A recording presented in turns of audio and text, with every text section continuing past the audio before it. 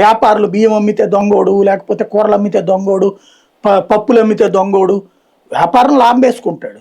ఆ లాభం ఇంతే ఉండాలని చెప్పి అధికారం ఎవరికి లేదు, అది వాడి హక్కు.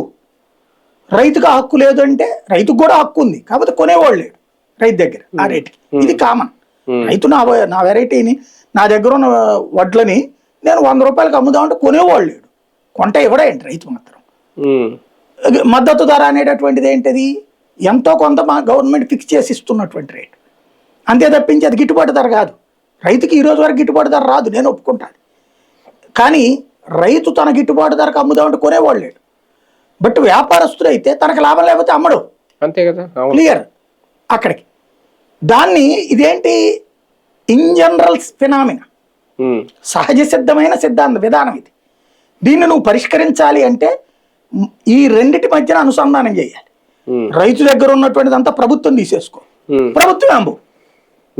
ఇలాంటిది ట్రై చేసి ఫెయిల్ అయ్యింది రష్యా, చైనా. కాబట్టి ఆ వ్యవస్థ పోయింది, పెట్టుబడిదారీ వ్యవస్థ వైపుకే వచ్చింది.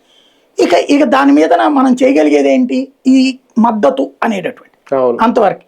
కానీ ఆ వ్యాపారస్తులు దొంగలు చేసి వార్తలు రాసేవాడు, ఆ వ్యాపారస్తుల మీదకి అధికారులు పంపించేవాడు. అందుకని చంద్రబాబు నాయుడు వాళ్ళు విరక్తి చెందేశారు. పన్నుల పేరుతో వాళ్ళని పీడించుకు తింటాం. వాడికి వచ్చే రూపాయలు నువ్వు 100, వాడికి 100